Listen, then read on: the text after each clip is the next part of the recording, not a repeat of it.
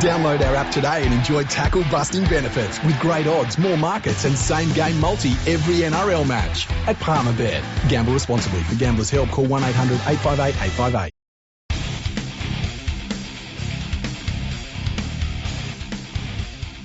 Welcome everyone to episode 412 of Fergo and Freak. I'm your host, the Glorious League Freak, and today I want to talk about the attacks that Channel 9 media have begun upon the Redcliffe Dolphins as we look ahead to their inclusion in the 2023 NRL competition.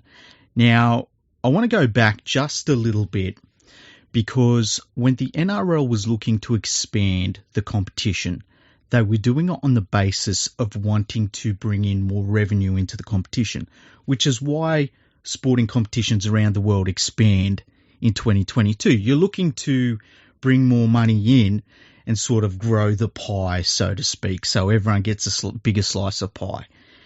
Now, it would have been the sporting thing to do to have a team in either Perth or Adelaide or Papua New Guinea, or a second team in New Zealand. Now, the second team in New Zealand, that's a bit of an issue because of COVID, so let's put that aside. But the previous teams, that would have been the thing you would have done to expand the competition in a sporting sense. From an economic sense, what the league was faced with was the prospect of adding another team in southeast Queensland that allowed them to have a second team in Brisbane, which is the second biggest rugby league city in the world, and it allowed them to then go to broadcasters and say, look, in this rugby league mad city and this rugby league mad area of the world in southeast Queensland, we now have more relevant local content that you can sell to your advertisers and things like that.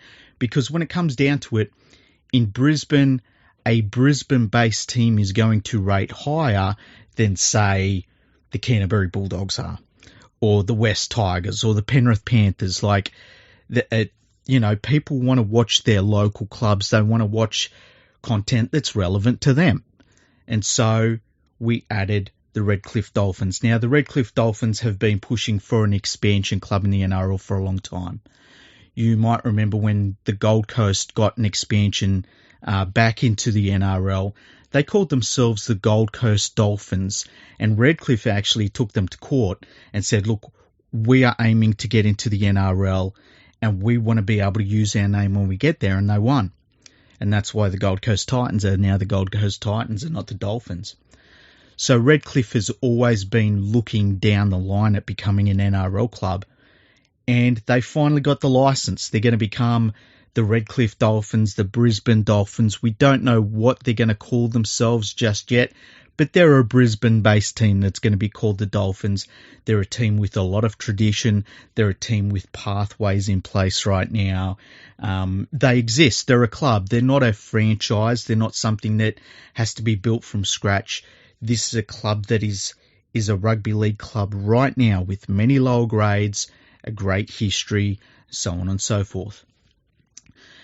Now, when you consider that on the economic side of the game, that's where the decision fell to expand the competition, it is pretty galling to see Channel 9 media, who are the ones that are going to benefit more than probably anybody else out of the Dolphins expansion in terms of having that relevant content that they can sell to advertisers. It's galling to see them now start attacking that club and the way that that club has decided to build itself up for the 2023 season in terms of recruitment, in terms of who they have decided to put in place to run the club and really power this expansion.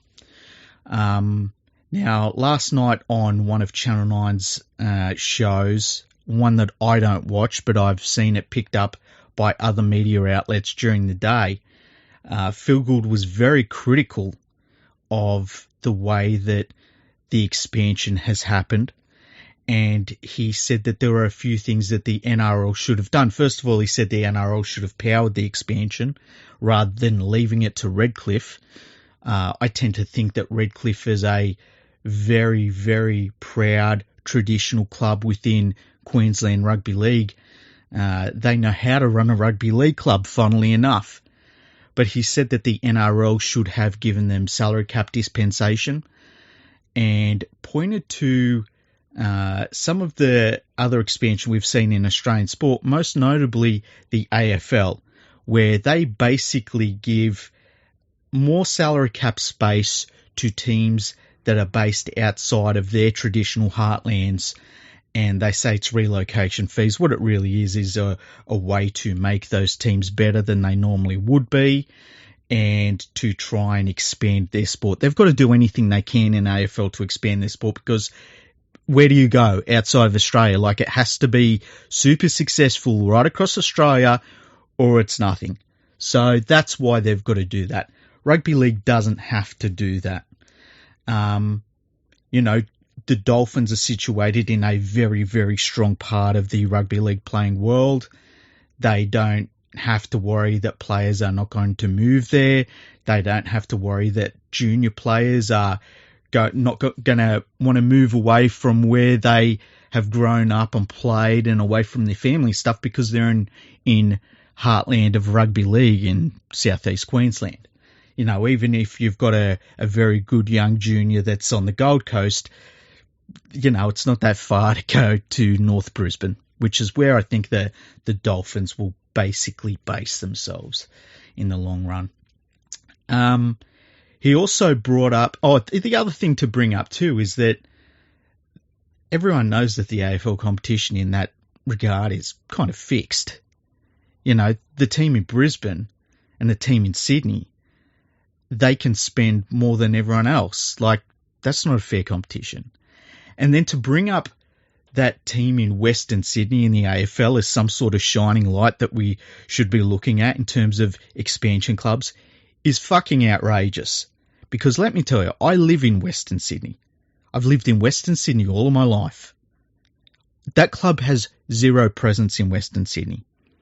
In fact, I think that they train somewhere in Eastern Sydney.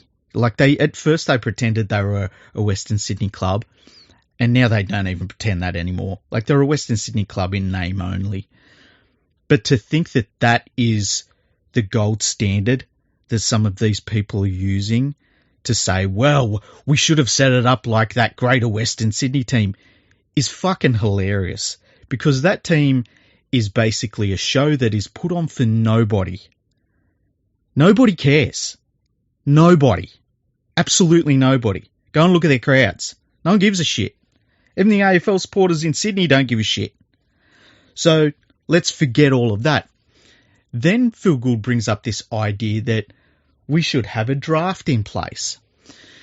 Now, if you were looking at bringing in an expansion draft, I would say not the worst idea in the world. And what an expansion draft would be is that, say, every NRL club would put, of their, say, top 30 squad, they would make 5 players of that top 30 squad available. Now, it might be their worst 5 players in that top 30 squad, but no matter how long those players are under contract for, those players would be available to the Redcliffe Dolphins to go and talk to, negotiate with, take over their contract, bring them on board. If that was the sort of expansion draft we were going to have, I'd say, you know what, not the worst idea in the world. Now, with the way that rugby league runs and the way that contracts are and the way that clubs will sign a player and then tap them on the shoulder and say, you know what, you can go and negotiate with other clubs if you want. With the way all of that works, I tend to think we've got a quasi-expansion draft anyway that happens. It's just not an official one. So I look at somebody like Charlie Staines, who's been reportedly told by the Penrith Panthers, look, he can go and look for another contract elsewhere if he wants to. If he got in contact with the Redcliffe Dolphins and they wanted him on board, he could go to the Redcliffe Dolphins. That would serve as a similar sort of process as you would see in an expansion draft anyway. But the idea that rugby league in Australia needs a full rookie draft is absolutely ridiculous. It is short-sighted. It is a way for clubs to try and get around the cost of developing junior rugby league players. And it is something that is just not well thought through. Now, I'm not surprised that a draft and all of these not well thought through ideas are being brought up by Channel 9 media people, because they just spew a lot of bullshit. And they're not alone. It's the same with a lot of the people you see on Fox Sports on, their think tank programs, where they sit around and yell at each other about these great ideas that are just fucking ridiculous. We have done many episodes on this podcast about why why an NRL draft would be a really, really bad idea. You can go and look through our archives.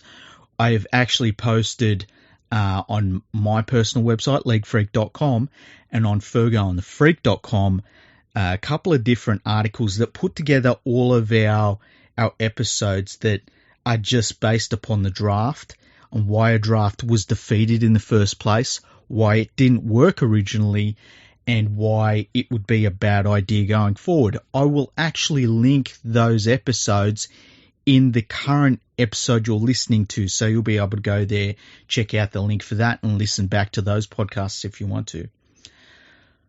But what it comes down to is this. The Redcliffe Dolphins right now are looking to build an NRL squad for next year. How are they going about that? Well, they've got Wayne Bennett as their coach.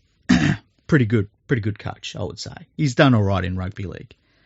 Phil Gould probably doesn't like that. Who cares?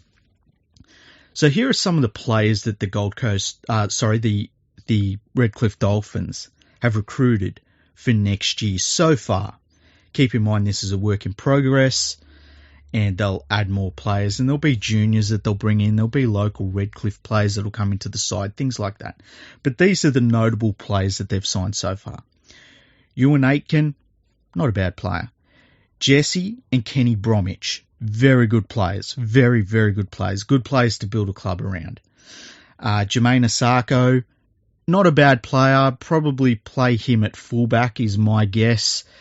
I don't know how I feel about Jermaine Asako. Like, he does have some of the tools you need to be a pretty handy fullback, but things like his defensive positioning and things like that, he's got a long way to go still, but they're going to get him next year. Robert Jennings, solid player, solid first grader. Can't really argue about him. Felice Kafusi, very experienced player, been in the Melbourne Storm for a very long time. A good experienced player to have around a club that is expanding. Edric Lee, once again, I think it's fair to say Edric Lee, a veteran player. He's not the oldest player in the world, but a veteran player, handy player. If he can stay injury-free, very good signing, really. Jeremy Marshall-King, not bad. Mark Nichols, solid front rower. Jared Wallace, once again, probably a little bit better than a solid front rower. They look like they're going to have a solid, experienced front row, and a forward pack overall. And when you think about the way that Wayne Bennett has built teams in the past, that's not really a surprise. They are light on outside backs. They do have recruitment left to do. I think that they are aiming high with trying to get players like Cameron Munster. They missed out on a couple of targets. I think they would have liked to have got Ponga, but didn't end up getting him. He stayed at Newcastle. But when you look at some of the players that are around the league and you consider who might become available, and I'm thinking of a player like, say, a Luke Brooks, who, you know what I think about Luke Brooks if you've listened to the podcast enough, but at least get somebody in there that has played halfback at NRL level, you know the job they're going to do, and it's the first player that you're getting that's going to be an NRL player in the Dolphins' side. Like, you build upon that. when you look at what they've built so far, it's not too bad. Like, I'm looking at it and I'm thinking, pretty solid start. It's a really solid base to build upon. Phil Gould thinks it's amateurish. Now, we can't all build and run teams like they're our fantasy rugby league teams, where we sign players on long-term deals and then get rid of them after 2 years and, pay other clubs to have them on their books, like Phil Gould tends to do with some of the teams he runs. We can't do that. And the Dolphins are looking to build something solid and something that means something. This is a club that wants to have a long-term future in the NRL and a very strong long-term future, and they will have that. There's no doubt about that. But they can't do that if they just ramshackle a team together and throw it all together at the last minute. Is there a situation where you could say that there are teams in the NRL that are not happy that they're having to compete with an extra competitor on the marketplace for players? I don't think there's any doubt about that. I wouldn't be shocked if this is maybe some sort of negotiation tactic, that there is maybe a player that is choosing between, let's just say, Canterbury and the Dolphins, and the general manager of the Bulldogs has come out and said, you know what, that Dolphins team, they're a basket case. They're so poorly run. Last time I checked, the Dolphins hadn't played a game in the NRL. Like, it's probably a little bit early to make a call on how the Dolphins NRL bid has gone so far, seeing as they're not even in the NRL yet. But Phil Gould found it within himself to attack the Dolphins through Channel 9 Media. And Channel 9 Media, like all media does, they just spread that bullshit out across their day, across all of their different platforms. These organisations don't do any real news any day. They just talk about what they've talked about previously in the day. It's kind of ridiculous, really. I think that when it comes down to it, the Dolphins are probably pretty happy with where they're at. A couple of solid recruitments, and people will start saying, you know what, this Dolphins team not going to be easy to beat next year. Especially if they get Cameron Munster down the track. But there's plenty of first-grade talent out there. There's heaps of it. If you don't think there's plenty of first-grade talent out there, just go and have a look at what is happening at the Penrith Panthers, where they have lost a number of players over the last number of years, and they still, I think it's fair to say the Panthers probably have 35 or so proper first-grade players in their squad. You can look at players that they have lost even last year and say, wow, how are they going to replace those players? And then they bring in some of their juniors, and you're like, wow, these guys might be even better players than the players they've lost. That's how it works.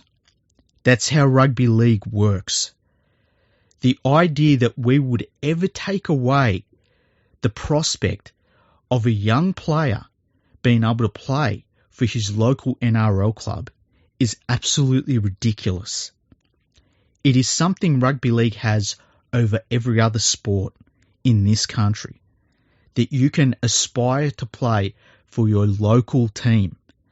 Anybody that looks at what the Penrith Panthers have done over the last few years, building from within, and says that that is a bad idea, doesn't understand the way rugby league works. When you look at how much money the Panthers spend on junior development in not only the Penrith region, but elite juniors from outside of the region that they bring in and develop, you look at how many millions of dollars they spend doing that. It's unbelievable that anyone would want to undermine a system like that. It is unbelievable that anybody could look at all of the representative players that will play this weekend that have come through the Penrith Junior Development System, that have been local Penrith juniors within the Penrith district, and say that that system is worse at developing players than a draft would be.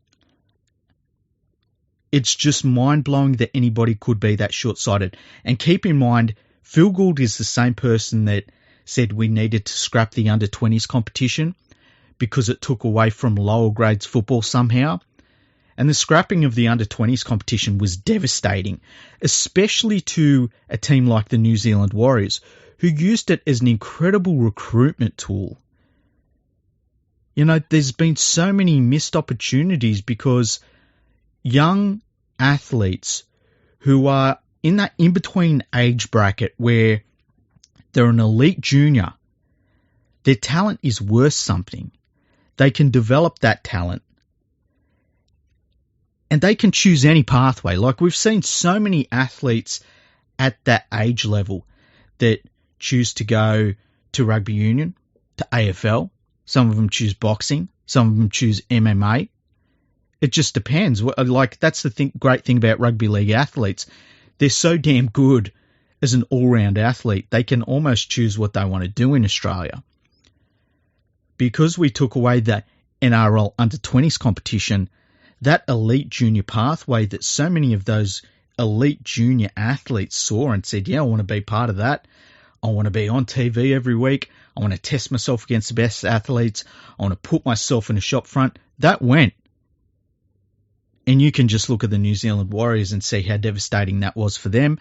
It didn't really affect Penrith too much because I think that their elite juniors were able to play against their other elite juniors. They've got so many of them, it sort of didn't hurt them too much. But I think it hurt a lot of other clubs. And that was also one of the recommendations Phil Gould threw out there and pushed through the media, and just a disastrous call. I think the Dolphins will be fine. I think Wayne Bennett knows what he's doing when he's putting together a rugby league club.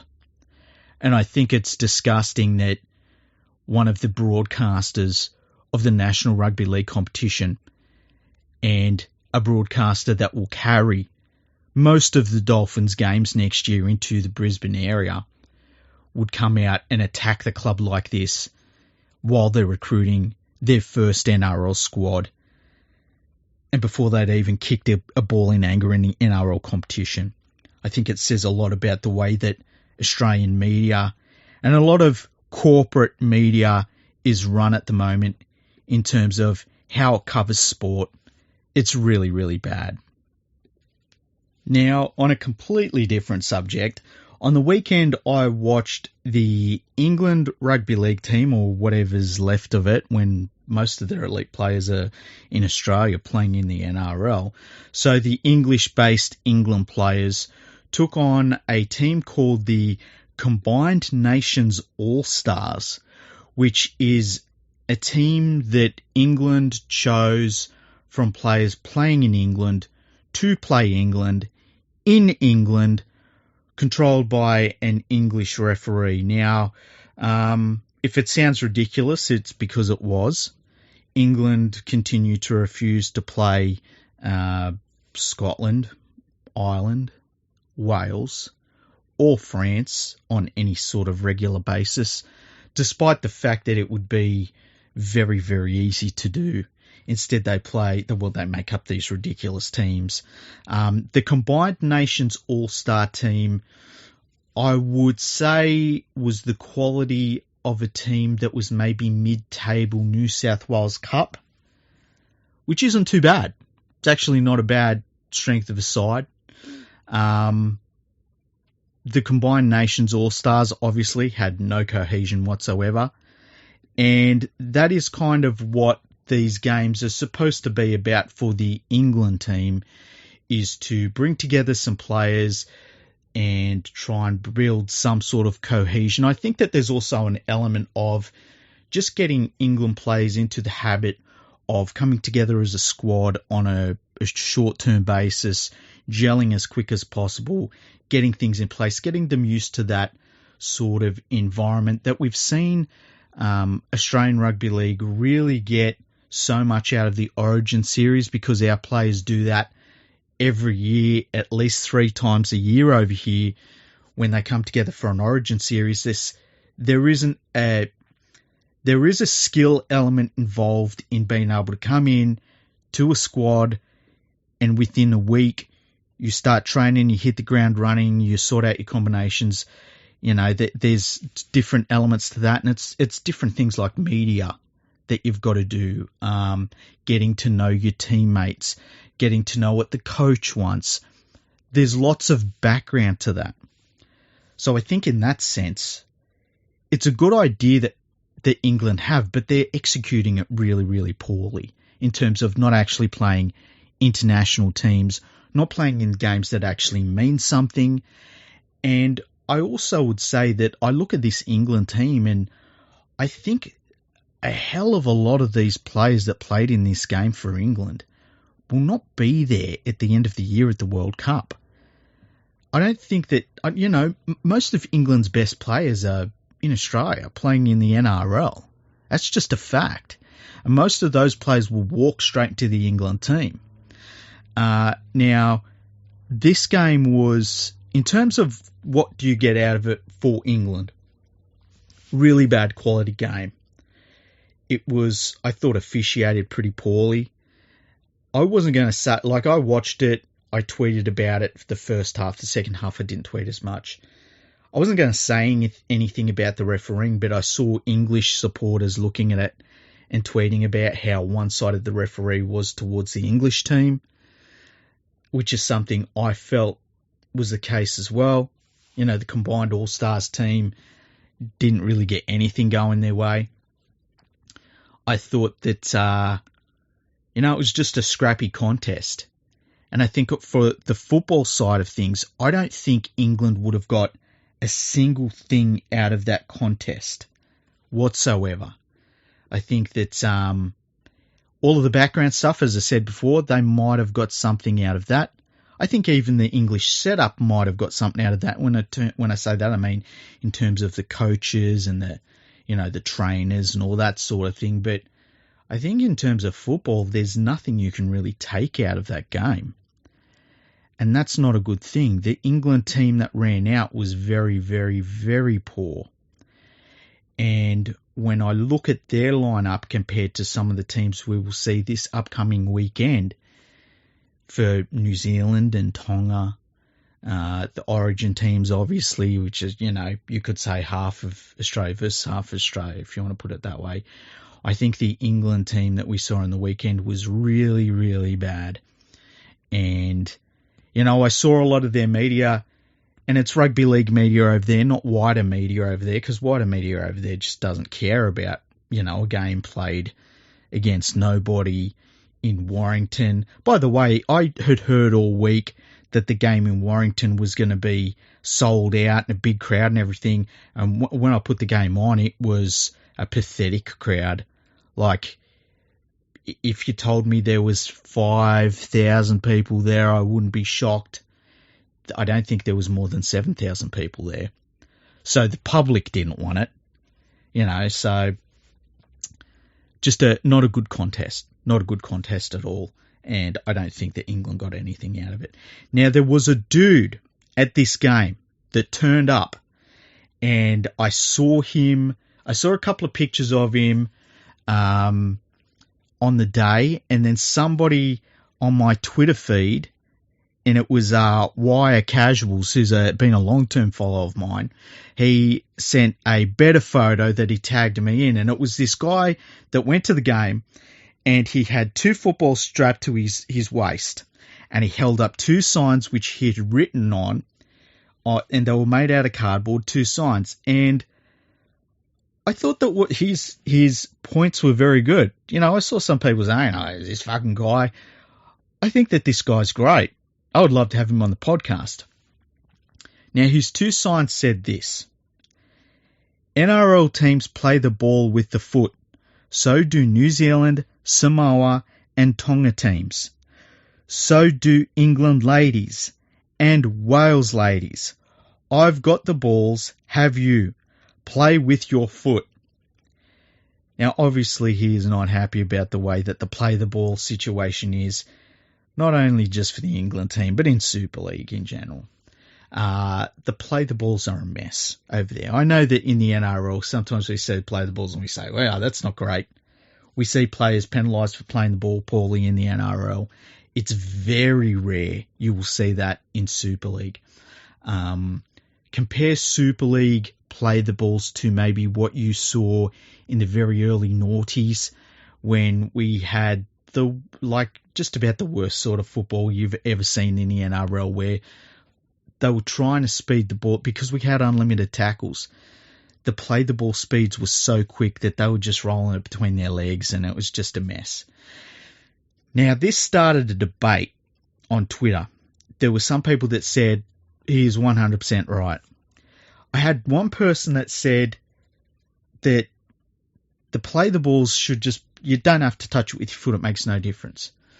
Now, anytime we have seen the game go away from playing the ball with your foot backwards, everything gets messy and the game breaks down into a mess. It seems like a small thing, putting the ball on the ground and playing it back with your foot, but it really changes the way the game is played quite a bit. First of all, it means that you've got to be much more in control of the ball when you put it on the ground and play it back. So it means that you have an onus on the player that has been tackled and has possession of the ball to get up and play it properly. That might take a half a second more, but it's a half a second where the defence can get back, where the markers can get in line with the player that's playing the ball. You know, these split-second things can make a huge difference. Then you play the ball back, and it just slows it down just maybe another half second more because you're not just rolling it back. It changes the whole complex of the game. It changes the way the game is played around the play the ball area. When you play the ball back with your foot, it makes the game way less scrappy. It makes the game much more structured. And one of the great things about rugby league is that it is a free-flowing game that also has structure. That's one of the brilliant things about rugby league, is that you can have a game that has structure, that you can break an opposition down with plays that you have set out yourself, but then you've also got plays that break down a defensive line that are off the cuff. That's why rugby league's so cool. You've got both sorts of attacks. It is also what makes a good balance for the game, in that good cover defense, which you could say is off-the-cuff defense, I guess, when your structured defense breaks down and you have to freelance the defensive side of the game, is brilliant. It's just as brilliant as when you see a well-structured defensive side just closing things down, and they're that well trained, they're that fit, that, like, you look at the Panthers right now, and I know I use them as an example of a lot of the good things in rugby league at the moment, but, you know, things are going pretty damn well when you look at the Penrith Panthers. But you look at the Panthers' defence right now, and you can watch them play against teams and say, wow, this is unbelievably impressive on a defensive side of things. Rugby league is a game that needs that balance. And when you don't play a ball properly, when you just throw it back between your legs and roll it back and you don't worry about playing it properly, you break up that balance. Now, this dude, and I think somebody said his name was Steve, but I can't remember. And this dude is great. Like, don't rubbish this guy. This guy that loves the game enough to want to come out and say this and hold up a sign. That's what you want out of a rugby league fan. But this dude gets it, because he's watching Super League and he's watching this England team and he's seeing that they're not playing the ball properly and they're learning bad habits. And these bad habits are going to put them in a poor position when they come up against structured defence. When they come up against a team that has a structured defensive line that hasn't been broken down continuously because the play ball's scrappy and it's too quick and, you know, no one really cares about how you're playing the ball, just get it back there. When they then come up against a good structured defensive line against the elite players in the world, they're not going to be breaking down defences like they normally do in Super League and like they would in this sort of contest against the combined nations. It's going to be much harder for them. If they went back to playing the ball properly and they were playing against better structured defensive lines that they had to break down through, better playmaking, better in-game management, better fitness. That would be better for the England team. That would be better for English Rugby League. And that's the problem when you look at Super League and how poor it is at the moment. It is just, you learn bad habits. In the same way that you can go and look at an NRL team. Let's look at the West Tigers, for instance. And they learn bad habits. They learn how to lose games. You can learn bad habits on a league-wide scale as well. And I think that that's what we see a lot of in Super League. Even the best Super League teams are not that good. They're not that good defensively. And their attack is a lot of that early noughties NRL style of play where it's all around the ruck. You're running out of dummy half, and it's not so much about how you broke down the defensive line through skill and deception and things like that, even individual athleticism and things like that. You're more just running them back. They're always retreating. Of course, you're going to make ground when they're always retreating because you're playing the ball so quickly. This guy that had these signs in Warrington, he gets it. Now, my understanding is he is a Salford supporter. He's a big supporter of the Red Devils. God bless him. Whoever you are out there, I hope you hear this. You are the sort of English Rugby League fan we need more of. I wish there were 1 million of you, dude. You are brilliant. And I want to thank Wire Casuals for sending that. Just go to Wire Casuals, no space between them on Twitter.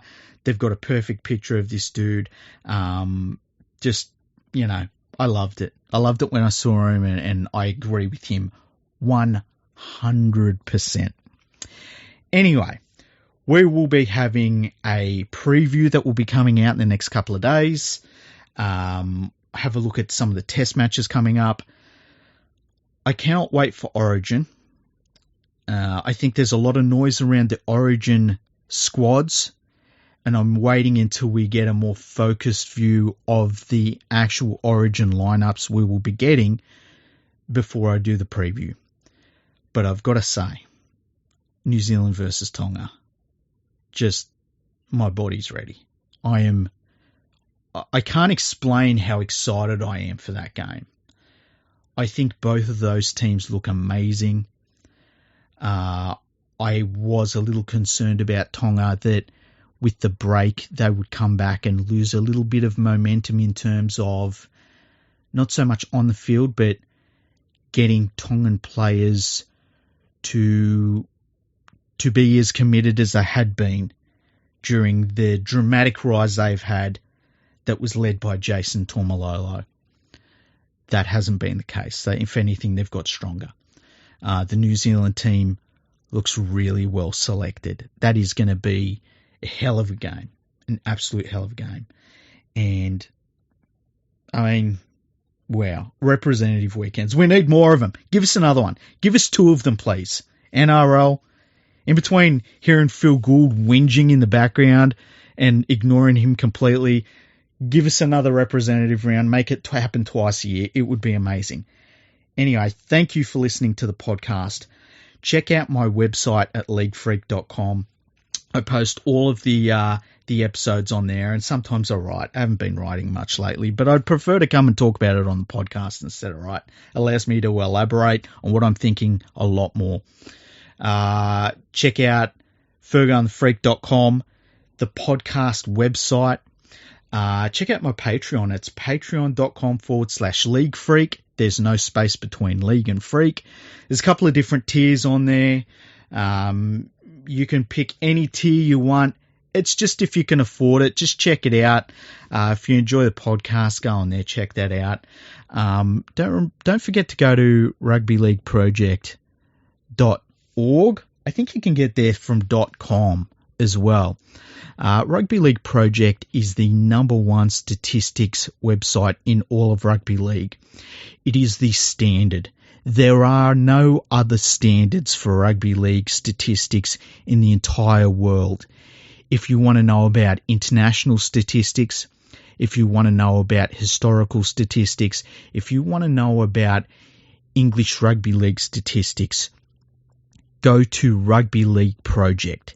It is number one, and every other statistics website is just a pale imitation of it. There is only one, and it is Rugby League Project. Thank you for listening. Tell your friends about the podcast. I hope to see you soon. I hope you hear me soon. And keep an ear out for the next episode. Bye-bye, everyone. Palmerbet with the big don't argue. Punters will love that. Download our app today and enjoy tackle-busting benefits with great odds, more markets and same-game multi every NRL match at Palmerbet. Gamble responsibly. For Gamblers' Help, call 1-800-858-858.